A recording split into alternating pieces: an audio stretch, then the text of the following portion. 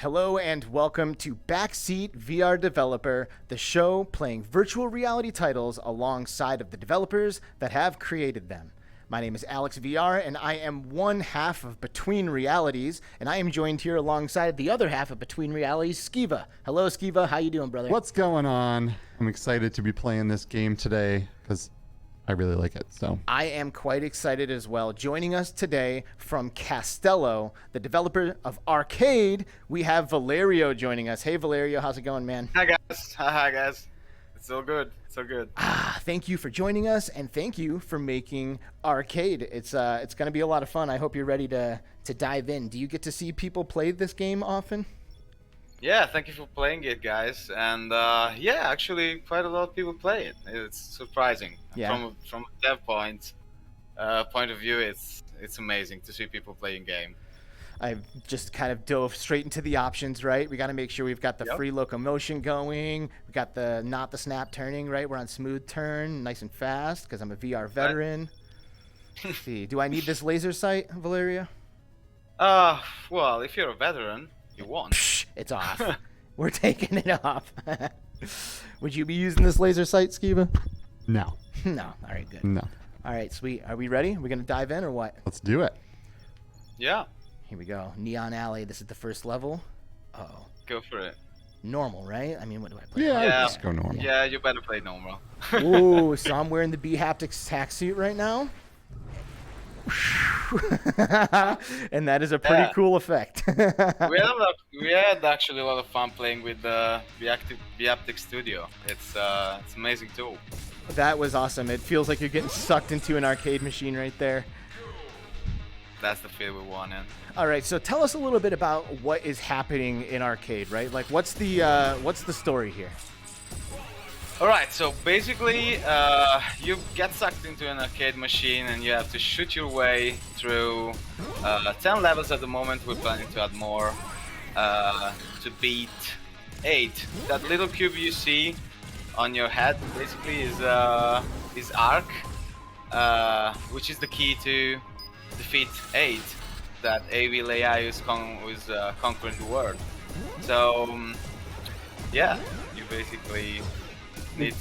You're quite good at this, man. Thank you. Yeah, it's not my first rodeo. I play a lot of VR, and I've played this game quite a bit. But I gotta tell you, when the developer's not watching me, I usually get a lot more headshots.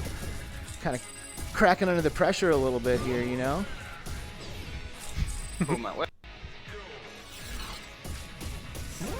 So, me personally, when I first tried this game, I really felt there was some Tron vibes, and I grew up during the time of Tron and like really getting like sucked into that storyline of going into a computer, which is one of the reasons I love VR so much in general. So when this title came along, it really struck something with me. Did you guys have some inspiration from movies like Tron? Definitely, like we're kids from the 80s. Like I was born in 88, so we love that idea of going inside a machine, a computer, and getting into this cyber world.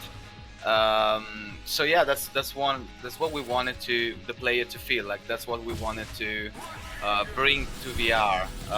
And VR is actually that's actually what VR is. It's actually you enter inside the game. That's I mean, the first time I tried VR, it was a friend of mine who brought this headset. It was 5 at the time, and he brought the headset, and I was stunned.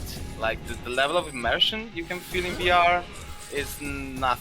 It's like it's not comparable to what you normally feel like playing PlayStation games or computer games like flat screen games. So. Then yeah, we started developing for VR because we actually loved it. Like it was love at first sight. And yeah, the idea behind Arcade is to bring back that feeling. I don't know you guys. Yeah, you played it, of course. Like we spent like a lot of time into arcades, playing arcade machines. So like, and I actually felt something like that the first time I tried VR. It was something new, something I hadn't seen before. So we wanted to bring back that that kid feeling of playing with an arcade machine. Wanted to bring it back to VR, and that's why all the Tron setting, the arcade machine you get sucked in, and all this kind of level that you go through, and the inspiration for the gameplay came from Metal Slug. I don't know if you. Oh yeah, I love Metal Slug. Yeah. Yeah. So Metal Slug was like it's just a shooter, just an arcade shooter, and you had all these levels, and you go side-scrolling games. So you go from the beginning to the end, and that's what's happening here. But you're going forward because it's in 3D. So this is the screen here of the arcade machine. That's the screen. Yeah. A lot of people said, oh guys, the writing on the screen are backside. And that's because you're inside the screen. So, but yeah, that's what we wanted to actually get the player to feel. And a lot of players said that the arcade feeling, at least, is well done. So pretty good. So tell us about this boss fight.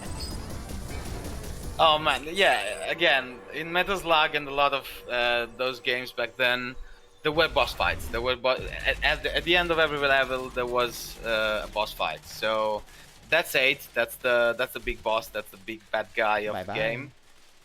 And you get to shoot him like it's still like the game is still in early access. So. You get to kill him basically at the end of every level. He's a modular boss, so he comes with different arms and weapons. So it changes a bit, but for the full release, we want to make a custom boss for every level. Nice. Because one of the complaints about our players and our community, which is really helpful, is that the game is great, we love it, but the bosses are a bit it's all the same, so slightly repetitive.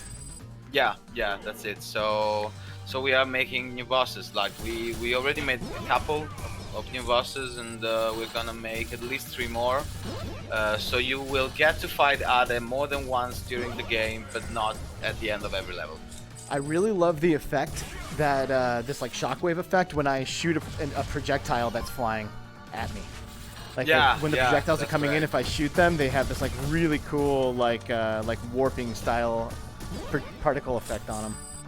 Yeah, that's actually one of the things that when we started porting the game to Quest, because the game is on Quest as well, those kind of things just don't work. All the glowing, a lot of effects had to be cut away because Quest doesn't have a huge GPU. Going in the background, so there's something we had to cut, but the game is actually the same, just a little bit of graphing taken down. But nice. Yeah, this seems like it would be a perfect fit for the Quest. Yeah, it is on Quest, and we are actually I can't say anything about that, but more standalone headset. Let's say it like this. There we go. Yeah. That's what I like to hear. Nothing confirmed, but pay attention, people. I can't say anything again. Can't say anything. Can't say anything. Yeah. So every level takes some inspiration from again the 80s. So the first level, as you said, will look something like Tron, and the Tron style is something that sticks with all the game. But this level is inspired from Stargate and Dune. This will have we still have to make it, but this will have a giant worm boss at the end, inspired Dune? by Dune. Yeah. Nice. Probably, I don't know, not next update, but the one after that. Yeah. Oh, this is awesome. I don't really play this on hard usually. If I'm playing, I'll just kind of jump in, and I am absolutely enjoying the extra challenge. It really makes it quite intense. Yeah, I can't do it in art. In art mode, I can't get to the end of any level. So Wow. I'm actually really bad at playing this game. Really? Yeah. You're bad I at just playing your can't. own game. That's Yeah, funny. no, I'm bad at games in general, I would say, and I'm not actually a shooter player. I normally play real-time strategy, a lot of Age of Empires, all that. Nice. But yeah, actually, the idea of making a shooter in VR came because, well, give it a little bit of background about Castello. We don't come from the industry, so like this was basically a dream from when we were child, to make your own game. And but we don't come from the industry. I actually come from architecture, and I do 3D graphics for architecture. And the other guys that worked with me at Castello, they didn't work as a developer before Ark Ade. So a shooter game is actually a quite let's say not the easiest one, but a quite easy game to make. So that's where I think that's why you see a lot of shooter game in VR. The big guys still have to enter the market.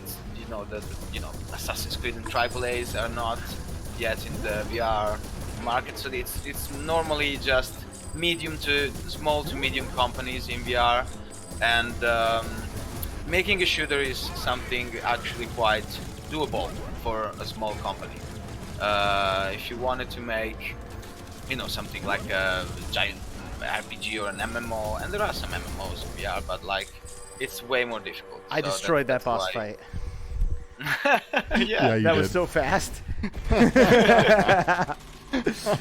Take that. Man, I just love how everything looks. I love the aesthetics and the feel of all of the bright colors and the glowing, and it really brings me back to those Tron days. The aesthetics in this game just absolutely get me. So is this cube? This is like my friend. And it's like my friend. It's Ade, right? Or Ark? No, that's Ark. This Yeah, is and that's where the names come from. Like Right, Ark Ark is and that Ade. thing, and it means it's an acronym. That's how you say that. It's like An it's acronym. Ade. It's it's Ade the reset key, and Ade is an advanced digital entity. So like Nice. that's where the name of the game comes from. Nice. So And, is this an AI? This cube? Does it have is it conscious? Well, from a programming point of view, it's not. It's just a cube that goes on a spline. But From a lore standpoint. in the lore, from a lore standpoint, yeah, of course Nice. it is. Nice. So that's the key. That actually we wanted to do a bit more for the lore of the game, but I mean during our developer journey, we had to cut off a lot of stuff because we couldn't make it so to the end, and it was costly in time. So we basically had to cut off a lot of things, but maybe things are changing. We for the full release we want to add some more lore to the game. So that's basically the key that your father gave you to beat 8. So yeah, there's a bit of lore, but it doesn't really shine in the game at the moment. Yeah, but it's in early access. So you guys got a ways to go still, huh? Yeah. We'll probably release the full game by the end of this year, beginning of the next one. Like there's still some to do. We want to add, as I said, some more bosses, more levels as well, and an endless mode, which a lot of players from our community asked us, and an arena mode, which is basically you're in an arena shooting, and I mean you have just one life and you have to stay there for as long as you can.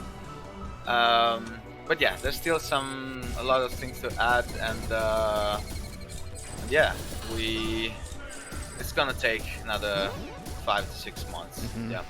So you're on PC VR, obviously, and you are on Quest. We just talked about. Yep. Any plans for like PlayStation VR or any other platforms that you can talk about? Well, there are plans for PlayStation, but we can't talk about that a lot. Okay. And for the other platform, we can't talk about that at all. So, Well, if you were gonna play Arcade right now, what do you think the headset to play it on would be? Right, like we're on the Valve Index now. Like, would you recommend people play it on PC? Do you like it on the Quest? What's your favorite platform?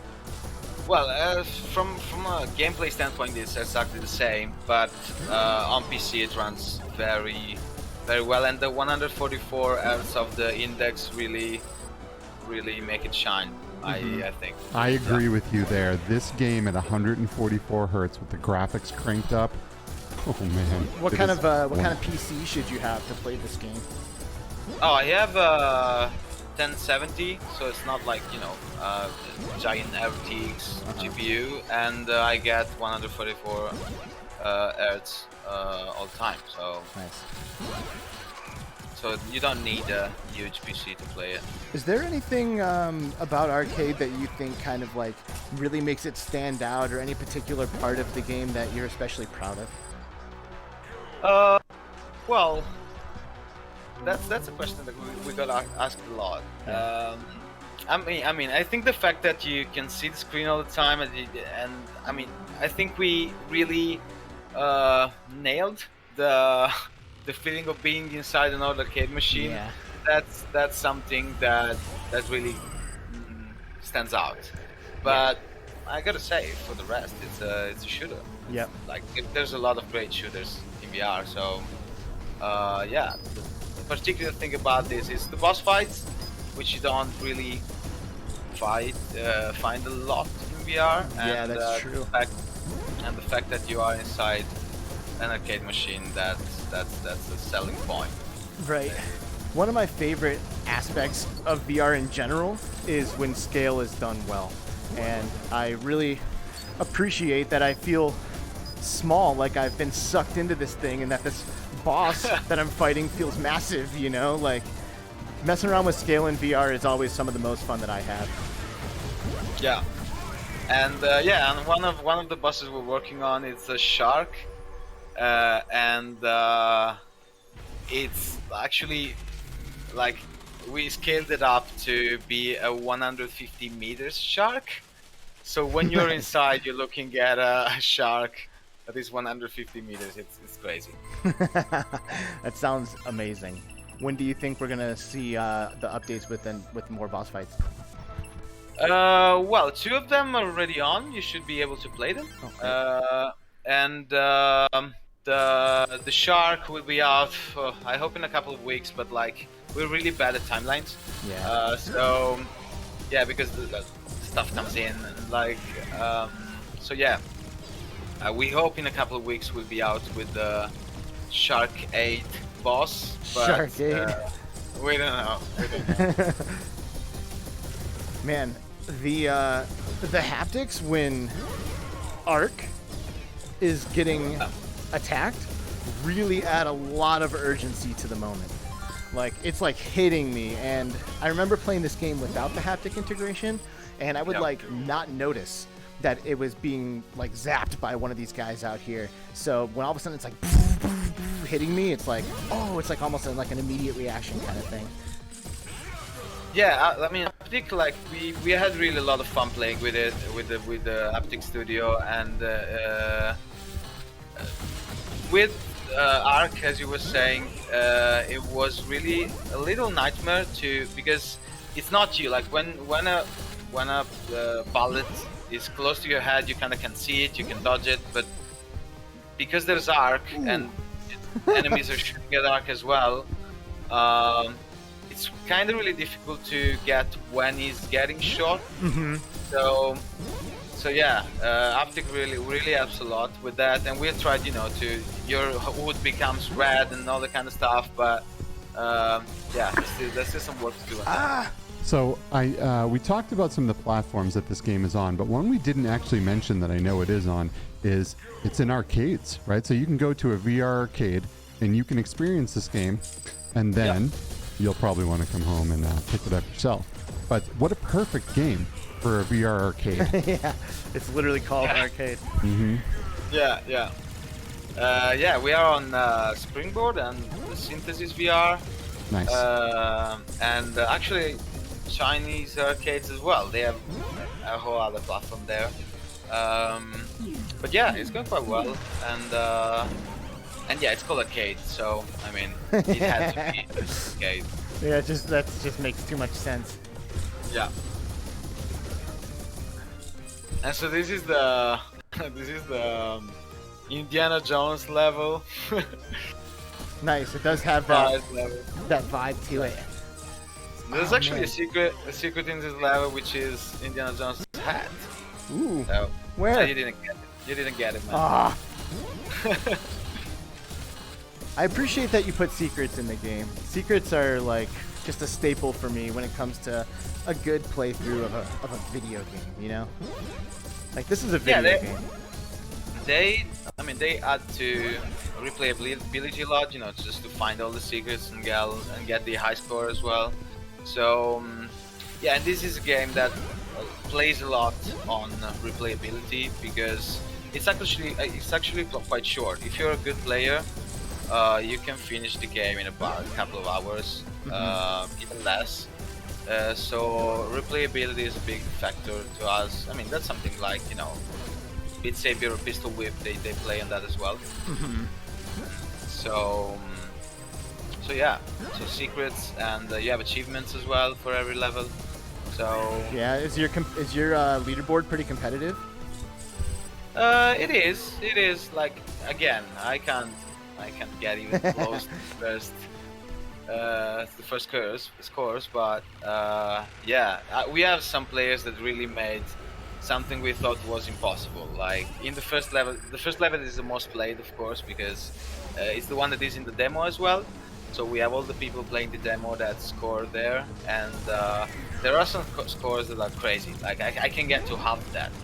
So Wow. I don't know how to do it. So what's it like after you make this game and you feel like you've got it all pretty figured out, and then you release it to a bunch of players and they just start putting up numbers that you did not even think were remotely capable of doing?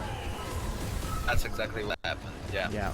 So what's that like for you guys? Is that like exciting and fun, or is it like, oh man, we gotta fix that now? Or what's the vibe when when those things start to happen? Yeah, well, the game, I mean, when you make, that's something we learned on the way, but when you make a game that wants to challenge player for the high score, you have to make it in a way that, you know, scores are limited.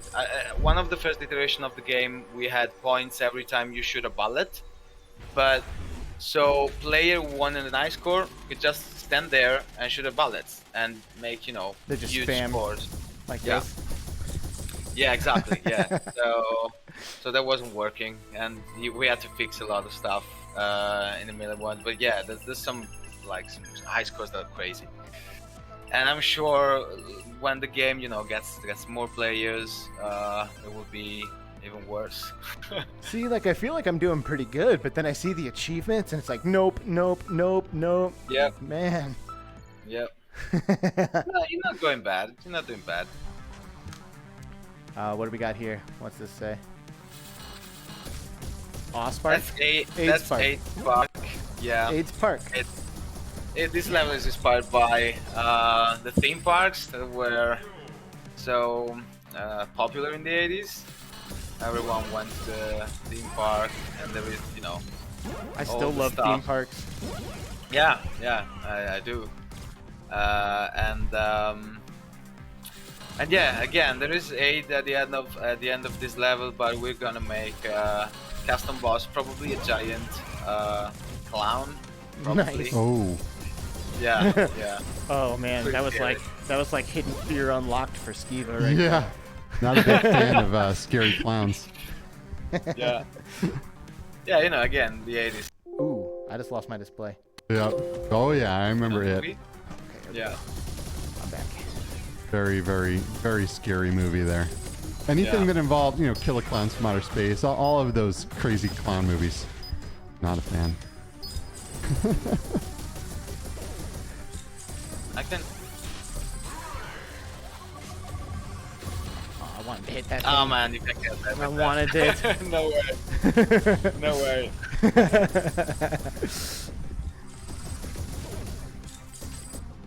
So yeah, we're gonna probably add some more enemies as well. I wanted to put in something that will stop your movement, so you get stuck and you get all the bullets that come over you. Because now you can really play the game even seated, which is fine.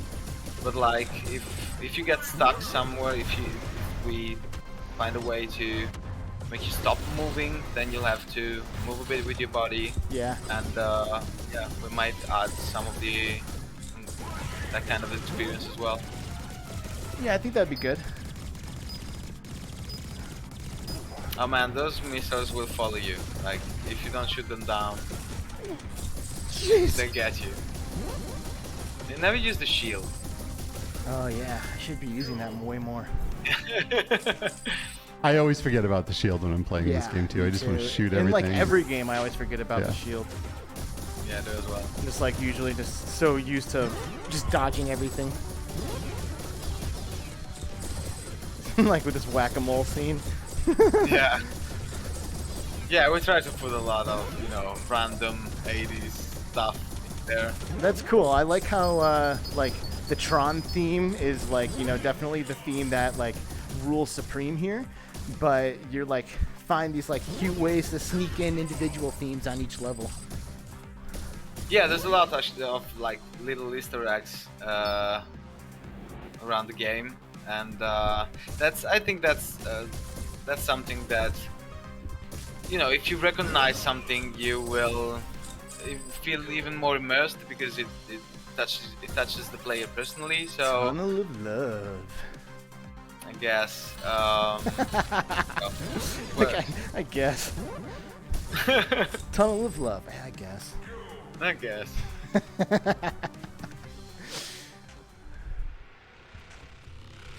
Well, I gotta say, of all the times that I've played this game, I've never crushed these boss fights so hard, so I'm feeling pretty good about it with you watching. Well, I gotta say something to you. Uh-oh. The last update, the bosses, like at normal mode, it became way easier. Hey, I'm on hard though, right? Aren't I? No, you're on not you. normal. Ah, No, you're normal. So it's easier now on normal mode because it's a difficult game and a lot of players were like, you know, guys, yo, too come on, difficult. guys. Can't get to the end. Come on. And then there are some other players that were saying, oh guys, it's too easy. So we basically made the normal mode easier and the expert mode more difficult. So there is for everyone basically. That's got to be the hardest part, or one of the hardest parts of game making, is just making it balanced, like figuring out a way to create that perfect balance of challenge and fun and doability. You know, you got to be able to beat the game at the end of the day, right? Or you want to anyway. Yeah. There's actually a lot of again, I'm not an expert, but a lot of game developing, at least in this kind of games, is also about making the game that feels difficult or feels rewarding, but if you know what's going on under the hood, it's actually not that difficult. I mean, I don't know if I explained myself. I think so. Yeah. I got time for one there's- more, Skeeva? We're right at that 30-minute mark. Let's just hurry up and squeeze one more in. This has a different boss, man. This is the first custom boss you will find, and this level is pretty difficult. Okay. Not easy at all. And this is a pinball level inspired by, you know, again, pinballs from the 80s, and you'll have these balls running around, and they're actually random, so they don't have a predefined path. Oh, that's cool. So you can't just memorize it. No. That They was won't the change one you. thing of the games of old, is that everything was kind of like memory. You know, you had to like memorize how you're gonna beat everything. Yeah, that's actually, again, something we had to think about because, you know, you now we are used to, procedural games, words that change every time you see them. But if you think about it, games in the 80s, they couldn't do that. Oh well, some of them did, but like, um, it was a lot actually on playing and replaying it until you know that good that you.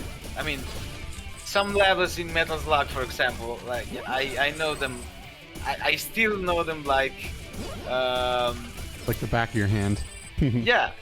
So it was that kind of it's actually good because the player gets to replay the level, and if the stuff is at the same way all the time, you get better at doing it. There was actually one of some games, some racing game with procedural tracks. They made it here in Italy, and some players were complaining about the fact that the races were procedural, that they wanted to become good at the race and not having different races all the time, because that's how racing game works. And I think this kind of game work like that. So you get better every time you try play. Yeah, I really love Galaga. If I had to like pick an arcade game, that might be it. And it's all about knowing the pattern and like having played that level a million times. You know exactly what to expect, and you lined your ship up perfectly. And while there's definitely something to be to be loved about games like that, of course it is best to have procedural stuff, in my opinion, and keep you on your toes.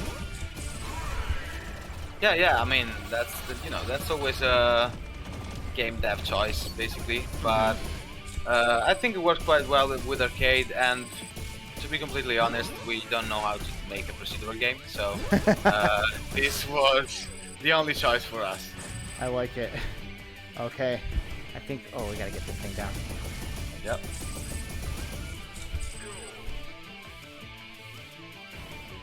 This is awesome. That's the pinball boss. That's the first custom boss we made after 8. And it's a giant. It is giant. Pinball, yeah. All right, now to figure out how to do this.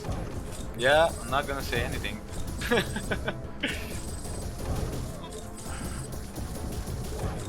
Have you ever played Pang back in the days?